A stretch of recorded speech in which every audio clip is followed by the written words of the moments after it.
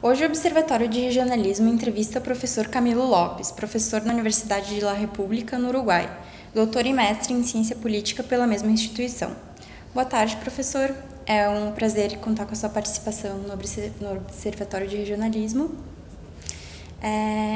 Em primeiro lugar, eu gostaria que o senhor comentasse um pouco o cenário eleitoral uruguaio, principalmente quais são as agendas de política externa dos dois candidatos e quais podem ser suas repercussões para a política regional do Uruguai. Bem, primeiramente, muito obrigado pela entrevista.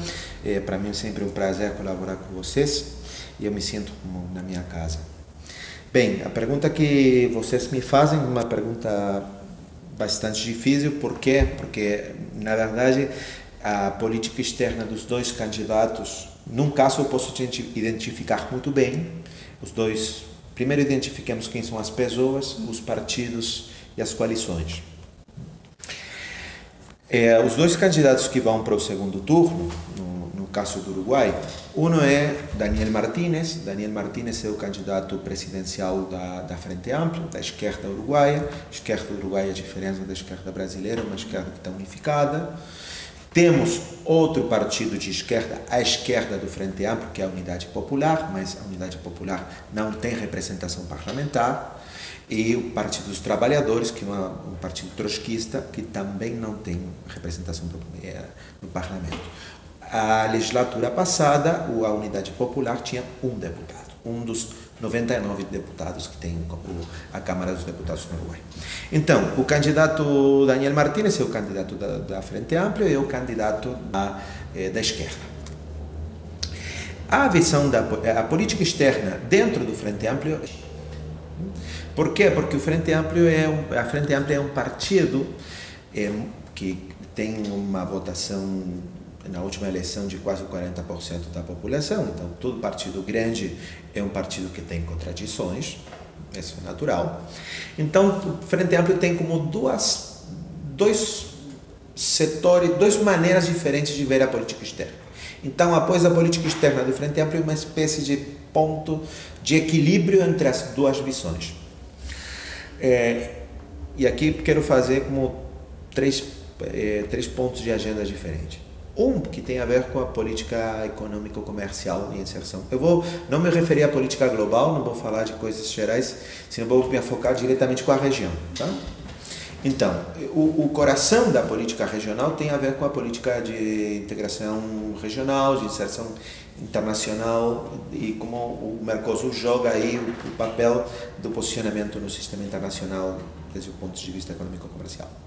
Então, aí no Frente Amplo tem duas visões, uma mais aperturista, mais liberalizante, que acredita que é bom ter acordos de livre comércio e que gerem incentivos, regras para ter maior investimento estrangeiro direto, para ter preferências comerciais, blá blá, tudo esse negócio. Mas qual é a diferença com a direita? Qual é a diferença desses progressistas que acham bem o livre comércio, mas que eles associam que tem coisas que tem que ser muito cuidadas na hora da negociação desse tipo de acordos. Então, tem pontos na agenda que são chaves, vinculadas à capacidade da inovação produtiva, do rol, do papel do Estado na política externa. Então, questões como a propriedade intelectual, ou as compras governamentais, são coisas que podemos negociar afora. Tudo bem ter um acordo com a União Europeia, mas temos que ver essas coisas com muito cuidado. E a diferença com a direita, digamos, com o que está fora do Frente Amplo nesse sentido é isso. Esse é um ponto diferente. E a outra coisa é a ideia que os ganhos da inserção econômica internacional nessa chave tem que ter um forte aparato estatal redistributivo com serviços de qualidade e política pública para a redistribuição. A outra parte do Frente Amplo é menos liberal. De algum jeito, para fazer um paralelismo com o Brasil, não é diretamente assim, é uma visão mais nacional desenvolvimentista. mais nacional neodesenvolvimentista. Então, já é mais receloso dos acordos internacionais, os bilaterais estão fora de toda a possibilidade, não deixa a estrutura institucional do Mercosul, mas se por eles fora e pudéssemos, não seria uma opção. Em termos da região com outros blocos, sempre com essa ideia da importância de guardar o papel do Estado com as compras governamentais, a capacidade de inovação com a propriedade intelectual, patentes, desse jeito, para cuidar da capacidade de inovação e desenvolvimento do Estado. E qual é o plus, qual é o mais que eles colocam? A visão estratégica de que a integração regional, tendo por em conta o ponto-chave das cadeias regionais de valor, são o coração do plano de integração. Então, eles têm também, no correlato da política externa, uma visão muito mais proclive, não somente para o regionalismo em termos de intergovernamentalidade, sino também de apostar a integração regional como formas de ressignificar a soberania nacional. Isso é algo que fora da esquerda não vai encontrar. Tá? Essa ideia de temos que ter cadeias produtivas com a Argentina, com o Brasil, que é bom que o Brasil tenha um sistema industrializado para nos colocar o couro das nossas vacas nos assentos dos carros montados no ABC, esse tipo de coisa. Esse é um pouco o eixo econômico-comercial. Então, não é desenvolvimentista, em termos gerais, é estatista, não integração e desenvolvimento em chave regional, não é nacional. Tá? Então, nesse sentido, não é nacionalista. Mas também não é fechado. É uma aposta ao regionalismo aberto, mas não falando de regionalismo aberto como falávamos nos 90. Tá? O regionalismo é uma região forte, integrada, mas que negocia com outros blocos mais fortemente. Não é a ideia fraca do regionalismo aberto, mas seria um regionalismo aberto progressista. Essa é um pouco a ideia. Isso, como eu te dizia, tem correlato sobre a soberania e a integração. A esquerda tem uma valoração e uma visão da agenda da integração regional vinculada a assuntos como a cidadania, a saúde, cooperação em saúde, em políticas públicas. Tem uma visão que a integração e o regionalismo não é uniaxial, não é um só eixo comercial. Você não tem muita coisa, aposta a ter, por exemplo, o Parlamento do Mercosul, e foi fortemente impulsora do Conselho de Defesa sul-americano. Então, essa visão estratégica de cooperação dissuasória. Não tem diferença entre a esquerda neodesenvolvimentista e a esquerda mais liberal. Todo mundo faz acordo nesse sentido da ideia da região como uma coisa importante. Ponto. Eu passo para outro lado da coalição. No centro da coalição tem o Luiz Lacagepou, que é o candidato do Partido Nacional. O Partido Nacional é um partido de centro-direita. Eu tenho a tentação de dizer que, por a formato da coalição, de uma facção tradicional da direita de um partido de centro-direita. Ele representa uma da parte mais conservadora do Partido Nacional. Se algum uruguaio escutar isso, pode dizer que isso é uma visão, quizá com algum viés da minha parte, mas historicamente foi o herrerismo, que é a facção dele, é a facção que se colocou em contra, por exemplo, de muitas inovações e visões sobre a política uruguaia. Então, o coração da proposta agora está se negociando com 4 partidos mais. Na verdade, para ter maioria no parlamento, no Congresso, eles só precisam 2, mas estão construindo uma coalição sobredimensionada. Eu acho que mais com uma forma de tentar levar votos agora no segundo turno, mais que pensando na armada do governo. Mas vou falar dos pontos em comum dos 3 partidos principais, que são os coração da coalição, que é o Partido Nacional, que é o partido de Lacagepou, o Partido Colorado e o novo partido, que é o Cabildo Aberto. Partido Nacional, o Partido Colorado tem uma visão muito similar da política externa. A política externa é flexibilizar o Mercosul. Vocês sabem que quando fala de flexibilizar, está falando de uma coisa muito maior que flexibilizar. Tem uma visão muito crítica da Unasul, como uma visão ideológica. Tem uma visão de que toda a política da integração regional dos últimos anos tem viés ideológico e que eles agora vão chegar ao poder e vão fazer uma política pragmática. Qualquer um parecido com José Serra assumindo faz alguns anos é simples coincidência, né? Mas essa é a visão.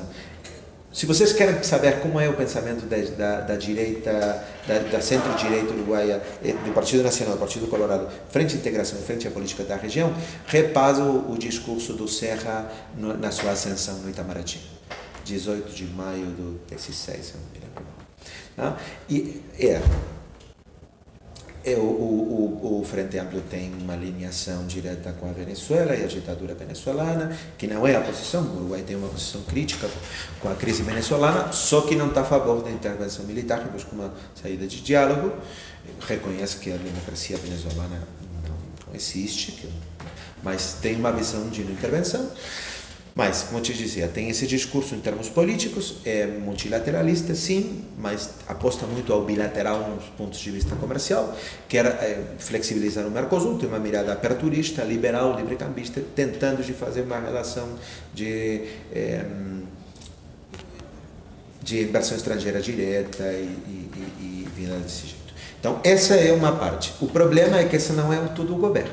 Então, está faltando uma parte quase do mesmo tamanho que o Partido Nacional é a metade da coalição e a outra metade se divide em dois. Os colorados, que são iguais aos nacionalistas, e no outro lado o Partido Cabildo Aberto.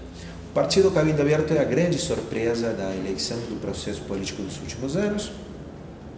Um general do Exército, ex-comandante-chefe do Exército, que foi criado dentro da estrutura da política de defesa e militar do Frente Amplio, uma realidade que não pode se tirar dos olhos, construiu um partido que em questão de menos de um ano logrou ter 3 senadores de 30, 10% do Senado e um 10% da Câmara dos Deputados. Tem 11 deputados, mais um 10%. Mas o Manini, o general Manini, esse grupo é um grupo que vê a política externa de um jeito diferente. Não por enquanto, a sua única visita em termos de relações internacionais que ele fez durante a campanha eleitoral foi ir até Brasília e ter uma reunião com o general Mourão. Então, pode dizer, fazendo paralelismo, Partido Nacional, Partido Colorado, vê a política externa como está vendo Paulo Guedes. Eu acho que o Paulo Guedes é mais radical, muito mais radical, mas pode ser parte da turma de amigos do Paulo Guedes. Mas o partido do Manini não. Tem alguns elementos mais nacionalistas, tem elementos que ele tem Mettol Ferrer, um pensador sobre a integração latino-americana, o filho do Mettol Ferrer é o assessor do Manini, então a ideia do Estado continental, da importância da América do Sul, tem uma visão um pouco mais pragmática da política, mais nacionalista. Eu acho que isso vai dar um tom diferente se a coalição está aí, e acho que assistir o Brasil é uma forma de compreender como o Uruguai vai ter algumas questões assim como diferentes. Então, se ganha o Frente Amplio, vamos ter uma coisa, se ganha a coalição opositora, é outra. A última levantamento de opinião pública, que foi ontem, dá 47% para essa coalição opositora, 42% para o Frente Amplio. Eu acredito que não é uma coalição de centro-direita, sino que é uma coalição, dado essa presença de um partido militar, não um partido militar, mas um partido de direita, escorado com alguns pontos. Um novo senador hoje diz que é bom que as mulheres que têm 3 filhos se dediquem a cuidar dos filhos. Né? Num país como o Uruguai, esse tipo de coisa é discutível, né? Sobretudo pensando na agenda dos direitos, coisas assim. Então, esse é o cenário eleitoral. Professor, ainda pensando no possível mudança do cenário político uruguaio, eu gostaria de abordar especificamente a questão da crise da Venezuela, do posicionamento uruguaio, principalmente no que diz respeito à ativação do Tratado Interamericano de Assistência Recíproca, muito apoiado e guiado pelo Juan Guaidó, Estados Unidos e Brasil, principalmente. E o Uruguai não foi o único, mas foi o país que se posicionou mais fortemente contrário a essa ativação, por entender que o tratado, o TIAR, não caberia à letra e ao espírito do tratado lidar com uma situação como a crise na Venezuela.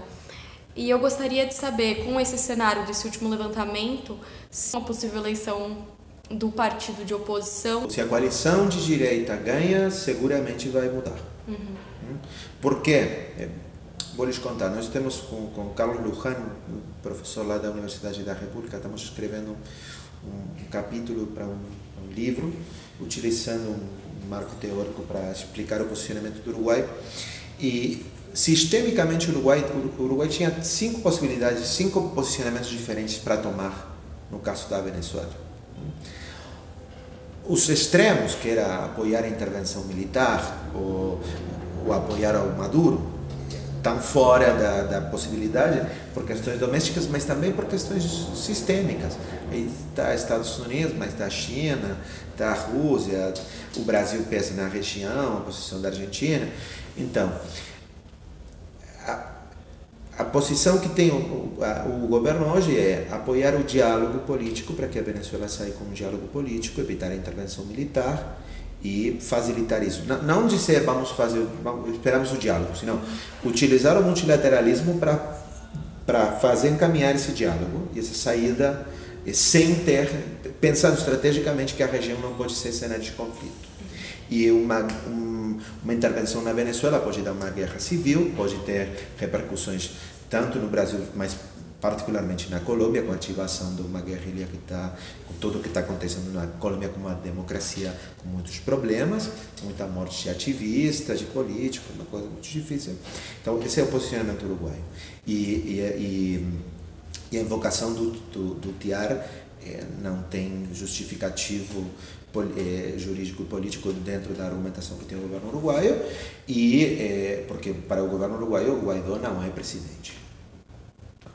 E esse é o ponto. O ponto é, sabemos, o argumento do governo uruguaio sabemos o que acontece em Venezuela, está ruim, queremos que se mude o regime político, que tenha democracia plena, que não sejam afetados os direitos humanos como estão sendo afetados, que realmente volte a democracia, mas que volte sem custos de vidas, que não seja uma guerra civil, que não tenha intervenção militar. Mas a diferença é que o reconhecimento de Guaidó não é necessariamente a ativação de um processo eleitoral. Quando você reconhece o presidente, não sabe se é necessário apoio. Pois bem, então não, nós queremos que se façam eleições. Isso não é o Guaidó é presidente. Então estou dizendo qual é a posição do Uruguai, que não é necessariamente que seja compartida, não, né? Mas o que o Uruguai coloca é esse argumento e coloca frente à OEA, que para o Uruguai é mais problemático, porque é o ex-chanceler uruguaio, o secretário-geral, uma visão do que é a utilização do TIAR e o reconhecimento de Venezuela, do Guaidó como presidente da Venezuela. O Uruguai já teve problemas na OEA por não participar, quando participa a delegação venezuelana encabeçada pelo, entre aspas, o governo Guaidó. Mas se mudam as eleições, o Uruguai vai apoiar a visão. Você acredita que apoiaria a ativação? Não sei se vai apoiar a ativação do TIAR. É muito difícil saber, mas que vai mudar e que vai ser um reconhecimento, conhecer o Guaidó, vai ser mais possível, sem dúvida. Sem dúvida. Acho que o que não acho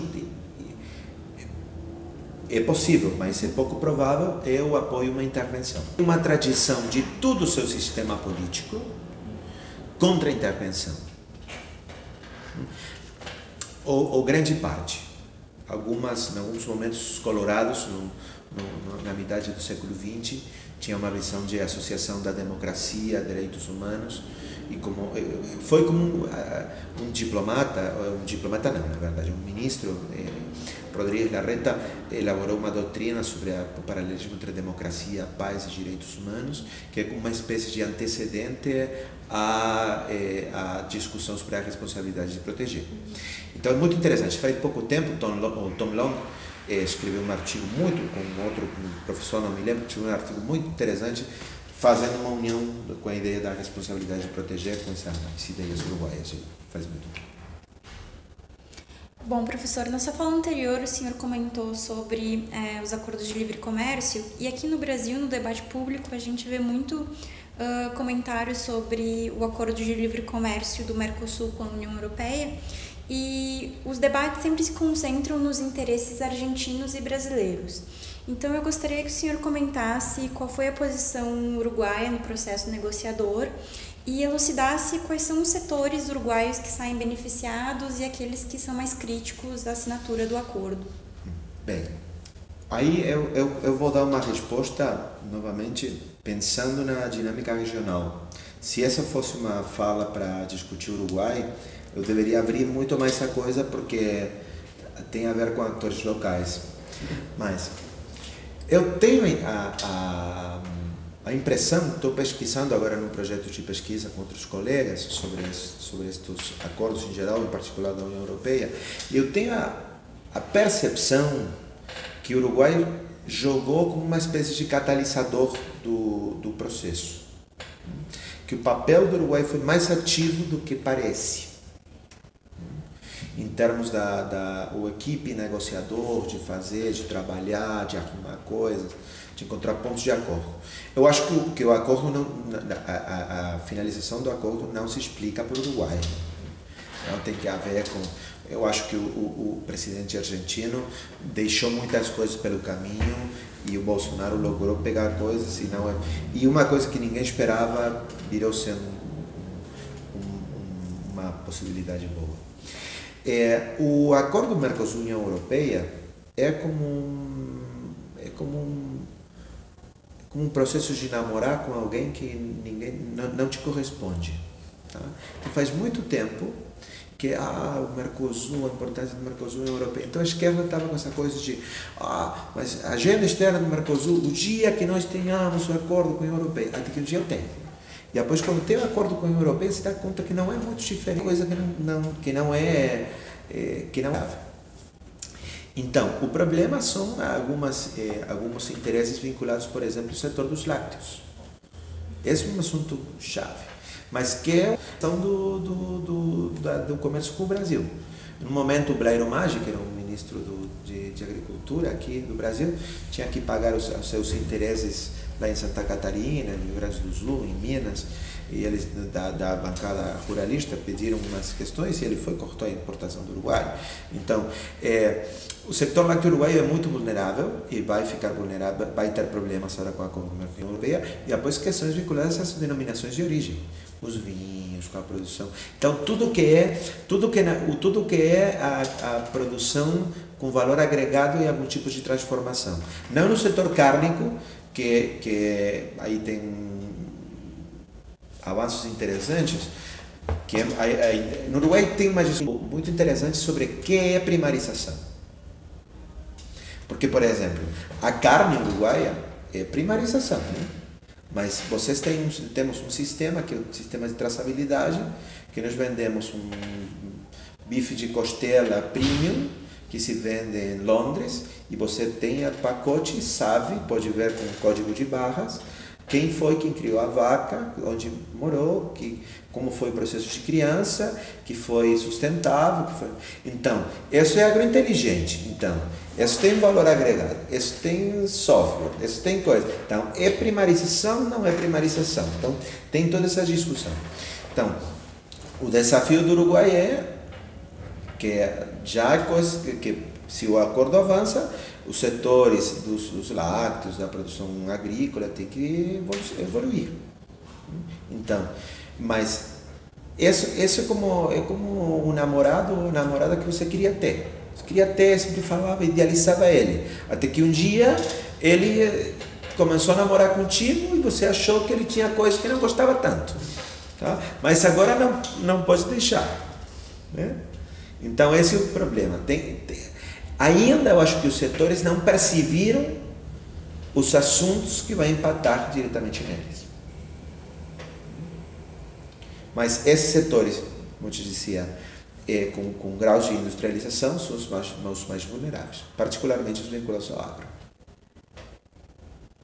Bom, a minha próxima pergunta se refere à liderança regional, porque logo após o impeachment da presidenta Dilma e no mesmo período houve então a eleição do presidente argentino Maurício Macri, se falava que então a Argentina estava assumindo esse papel de liderança que antes cabia ao Brasil. E no fim, a Argentina acabou passando por uma crise econômica, agora já no fim do mandato do presidente Maurício Macri, e esse vácuo de liderança na região fica mais evidente. E essa semana, a primeira visita internacional do presidente recém-eleito na Argentina, Alberto Fernandes, foi ao México, para se encontrar com o presidente mexicano López Obrador. E eu gostaria então que o senhor comentasse quais são as possibilidades e perspectivas de a emergência de um novo líder regional na América Latina. Se eu tivesse essa resposta, eu escreveria um paper e publicaria muito bem. Há algumas reflexões que eu não poderia fazer. Primeiramente, eu sou daqueles que acreditam que o Brasil teve um papel de liderança regional com muitos problemas, mas teve. E é só assim, muito sentido como o Brasil tem um artigo maravilhoso do Luiz Leandro Erchenoni, que ele mostra, ele utiliza a teoria realista disso, quando uma potência desafia a outra, se encontra a trampa do Tucídides e deveria ter um enfrentamento. Mas as situações internas dos países fizeram que a Argentina decaía e declinava e o Brasil crescia. Isso não aconteceu e o Brasil se colocou na região como um país relevante. Minha sensação é a seguinte: o Brasil está um pouco afastado da sua mirada regional. Não vou falar brasileiro sobre isso, essa é a opinião que eu tenho de fora. A Argentina está estruturalmente muito próxima à China, por questões de investimento, de infraestrutura, de investimento estratégico. Vocês têm Alcântara, mas eles têm na Patagônia tecnologia chinesa, né? Tem dinheiro no banco, um swap de moeda chinesa pronto para usar. Então, mientras o Brasil, parte do governo brasileiro está mirando para os Estados Unidos, eu sei que os militares, o general Mourão é mais pragmático e está guardando a agenda chinesa também, mas não sei como vai jogar, não sei se vamos ter um jogo de uma Argentina mais perto da China e um Brasil mais perto dos Estados Unidos, ou é simplesmente uma ideia porque eu estou pensando eu e ninguém mais, né? Não sei, isso não é fruto de nenhuma pesquisa, é fruto de uma mirada especulativa. E a oratória parece uma oratória de confronto entre Argentina e Brasil. Então, Argentina e Brasil são partes de um jogo mais geral. Como joga o México, minha sensação é que não vai jogar nada. Por quê? Poderia se pensar, a Argentina pode se aproximar ao México como forma de contrabalançar, de fazer balanço com o Brasil. Mas faz tempo, este ano nós publicamos um artigo na revista do CIDOB, da Afers Internacionais de Barcelona, sobre liderazgos e regionalismos, e fizemos um survey para expertos, especialistas de política externa de América Latina. Então, aqueles que formam opinião, aqueles que falam nos diários, que são as mulheres e os homens que têm influência na política externa. E lhes perguntávamos sobre o papel do México. E todo mundo insistia que o México não ia ter um papel importante na região, porque não olhava a região, porque não mirava a região. O Andrés Manuel López Obrador se sentia orgulhoso de não viajar, por exemplo, de não sair do país. Os turistas mexicanos não viam o México olhando a América Latina. Eu acho que uma coisa estrutural que ficou dos tempos é que a região é a América do Sul. Isso é evidente também pela tentativa no começo do ano de estabelecer o tal do Pró-Sul no Chile. Quando os outros, digamos, entre aspas, querem fazer o mesmo, mas deles é porque a região é uma. Bom, professor, em nome do Observatório de Regionalismo, eu agradeço muito a sua participação e eu tenho certeza que o nosso público vai apreciar muito as suas considerações. Eu lhes agradeço muito e essa ideia da Argentina, China, Estados Unidos, por favor, toma com muito cuidado, porque é só uma fala assim, não baseada em nenhum dado, nenhuma análise sistemática. Obrigado. Obrigada, professor.